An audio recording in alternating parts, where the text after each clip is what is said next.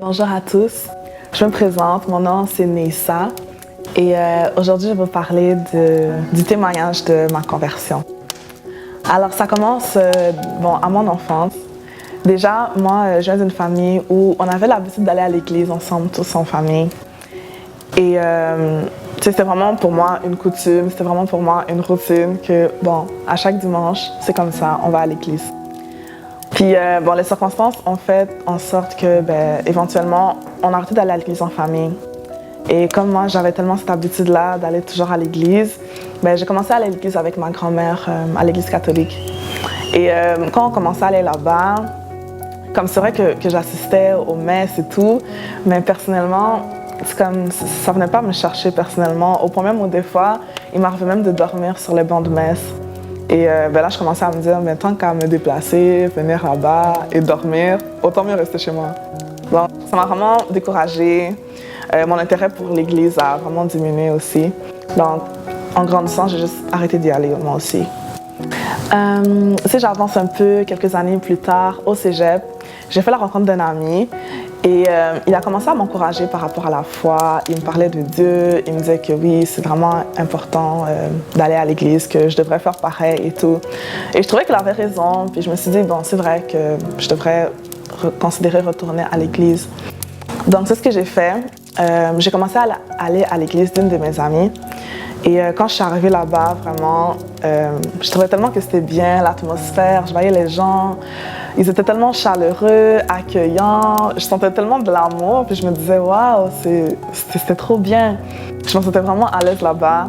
Puis j'ai commencé vraiment à être très sérieuse dans cette église-là, commencé à servir dans plusieurs ministères, j'étais dans la chorale, dans les groupes des jeunes, dans toutes sortes de choses. Depuis qu'il y avait quelque chose à l'église, là, c'est comme on sait que Neissa est là. J'étais toujours à l'église, vraiment. Malheureusement, quelques années plus tard, il y a quelque chose qui a fait en sorte que j'ai arrêté d'aller à l'église. Et ça a été très difficile pour moi parce que j'étais tellement attachée. Ça faisait déjà 4 ans que je fréquentais cette église. Donc, j'ai été très déçue par rapport à cette expérience que j'avais vécue. Et mon idée, ma façon de voir l'église en général, de voir les chrétiens en général avait beaucoup changé. Je commençais à voir la vie chrétienne comme une vie étant tellement ennuyante, tellement pleine de restrictions, dans le sens que tu peux pas faire ça, tu peux pas faire ça, sinon tu vas aller en enfer. Je voyais Dieu comme quelqu'un qui était juste là, prêt à te fouetter à tout moment dès que tu faisais un péché. Puis, moi, j'étais jeune, là, je pouvais pas vivre une vie comme ça, une vie qui me restreint de tellement de choses. Il y avait un rappeur aussi, c'est sûr que vous le connaissez, il s'appelle Drake. Il avait chanté une chanson à cette époque-là, ça s'appelait YOLO. Puis moi, j'étais comme, ouais, il a raison, YOLO, you only live once. C'est vrai, il a raison, je vis qu'une fois. Pourquoi je vais me restreindre à suivre la Bible, là, alors que je peux aller profiter de ma vie étant jeune? C'est pas cette vie-là que je voulais mener. Et surtout étant jeune, peut-être dans ce temps-là, j'avais 18 ans. Mais je me disais non, c'est pas cette vie que je veux mener. Je veux profiter de la vie au maximum parce que je vis qu'une fois. Bref, je suis retournée dans le monde et j'ai commencé à faire toutes sortes de choses. J'ai vraiment commencé à vouloir faire comme mes amis, les amis que je voyais à l'école. Donc, on commençait à aller dans les boîtes de nuit, on allait dans les bars, on buvait, on faisait toutes sortes de choses. Et moi, je me sentais vraiment cool à cette époque-là parce que je me disais, je me sentais acceptée. Et mais j'ai réalisé que ce mode de vie-là commençait tranquillement à me détruire. Déjà, par rapport à ma confiance en moi, je me comparais tellement aux autres que mon estime de soi commençait à diminuer. Je commençais à éprouver beaucoup de tristesse. Moi, j'ai toujours été quelqu'un, dès qu'on sait que je suis quelqu'un qui sourit tout le temps, les gens me reconnaissent comme étant la fille qui sourit tout le temps, qui rit tout le temps, qui a l'air toujours joyeuse. Et les gens se disaient, Neissa, c'est sûr qu'elle est joyeuse, elle sourit tout le temps, regardez-la. Mais à l'intérieur, s'ils savaient comment je me sentais, j'étais vraiment mal à l'intérieur. Je commençais vraiment la joie de vivre que j'avais était plus la même. Bref, je voyais que le mode de vie que je menais commençait vraiment à me détruire tranquillement. Et j'aimais pas la personne que j'étais, j'aimais pas non plus la personne que je devenais. Et je sentais que j'avais besoin de Dieu dans ma vie. Et un jour, j'ai rencontré un couple qui allait dans la même église que moi dans le passé. Et ils ont commencé à me parler, m'encourager un peu dans la foi et ils m'ont invité à leur église. Bon, moi, c'est vrai qu'à l'époque, j'étais très réticente par rapport à tout ce qui est l'église, tout ce qui est chrétien. À cause de l'expérience passée que j'avais vécue, je voulais pas être encore déçue par l'église à nouveau. Donc, j'étais vraiment méfiante, réticente par rapport aux gens que je rencontrais là-bas. Et donc, j'ai commencé à aller à cette église. Tranquillement, avec le temps, je me suis ouverte et j'ai commencé à m'adapter. Donc, on m'a invitée à un camp biblique des jeunes. Donc, c'était vraiment un camp biblique où il n'y avait que des jeunes, donc que des gens de mon âge. Et quand j'étais là-bas, j'étais tellement impressionnée de voir comment les jeunes agissaient, comment ils avaient l'air tellement heureux, comment ils servaient Dieu. Ils avaient l'air tellement sincères et ils avaient l'air tellement heureux de le faire. Et je les regardais puis je me disais, waouh, honnêtement, je les enviais. Ils avaient l'air tellement d'avoir cette joie de vivre. Et je me disais, je veux avoir ce qu'ils ont. Je veux pouvoir être comme eux. Ils avaient l'air tellement confiants. Ils avaient l'air de savoir vraiment où est-ce qu'ils allaient et tout. Et vraiment, ça m'a vraiment touchée, ça m'a vraiment impressionnée. Comme j'avais fait un petit séjour là-bas dans ce camp-là, je me suis fait des amis. Il y a un ami en particulier que je me suis fait là-bas. Un jour, on parlait comme ça.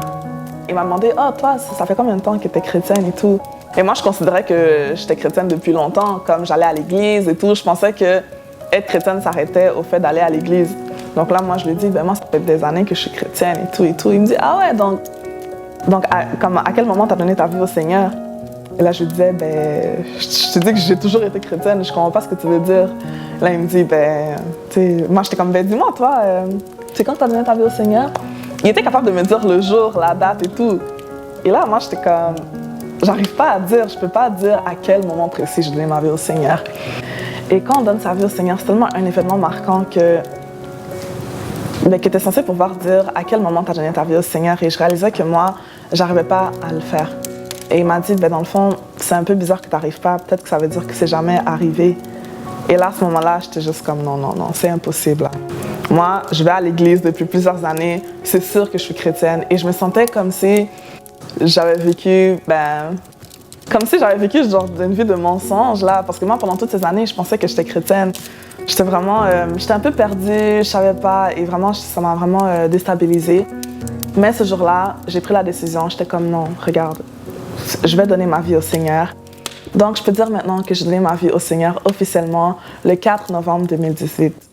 Et je vous dis, à partir de ce moment-là, ma vie a vraiment changé.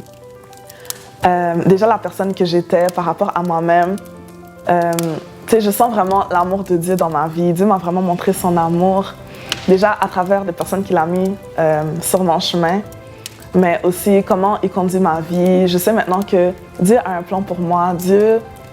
Comme Dieu me voulait, je ne suis pas le fruit du hasard. Et moi, c'était quelque chose qui me troublait beaucoup par rapport à ma vie. Je ne savais pas où je m'en allais, qu'est-ce que je faisais en fait. Et même par rapport à la joie, Dieu m'a vraiment donné la joie.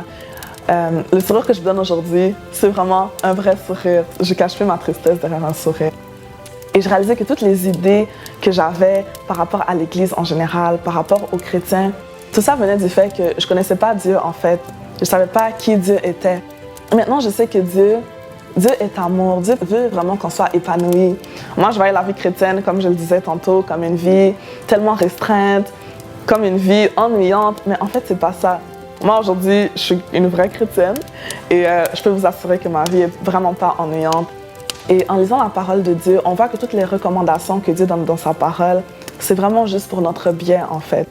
Ça part vraiment de l'amour et non de la réprimande et des restrictions.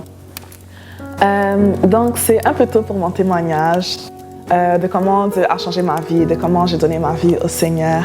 J'espère que vous aussi, un jour, vous pourrez faire cette rencontre avec le Seigneur. Et j'aimerais vous dire une chose. Christ est pour tout le monde. Christ est pour tous les jeunes. Christ for all youth. Merci.